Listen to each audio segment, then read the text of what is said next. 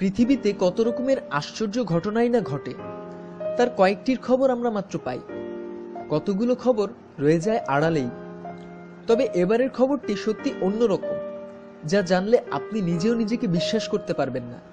যা শুনছেন এটি কি সত্যি? এরকমটাই মনে হতে পারে। দক্ষিণ আমেরিকার পেরুতে 1939 সালে একটি পুত্র সন্তানের জন্ম দিয়েছিল 5 বছরের এক শিশু। তার সঠিক বয়স ছিল 5 বছর 7 মাস। চিকিৎসা বিজ্ঞানের নথিভুক্ত ইতিহাসে এটি ছিল সর্বকনিষ্ঠ মায়ের রেকর্ড। তার নাম লিনা মেদিনা। পেরুর তিত্রাপুর লিনাকে চিকিৎসকের কাছে নিয়ে যাওয়া হয়েছিল তার পেটের আশ্চর্য আকারের জন্য। প্রথমে ধারণা করা হয়েছিল টিউমার হয়েছে, কিন্তু চিকিৎসক পরীক্ষা করে জানান লিনা 3 মাসের অন্তঃসত্ত্বা। চিকিৎসকরা এও দেখেন যে মাত্র 5 বছর বয়স 7 মাসেই তার শারীরিক গঠন মাতৃত্বের উপযোগী হয়ে গিয়েছিল। 1939 সালের 14 মে সে একটি পুত্র সন্তানের জন্ম দেয়।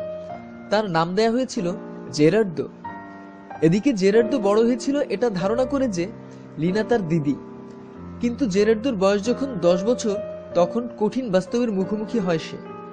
এরপর 1979 সাল পর্যন্ত সুস্থভাবেই বেঁচে ছিল জেরার্দো। 40 বছর বয়সে বোন ম্যারোর কঠিন অসুখে মারা যায় সে। অপরদিকে সে দেশটির পুলিশ লিনার বাবাকে গ্রেফতার করেছিল, কিন্তু প্রমাণের অভাবে খালাস পেয়ে যান তিনি। জেরার্দোর বাবাকে তা লিনা আমৃত্যু কাউকে জানতে দেননি।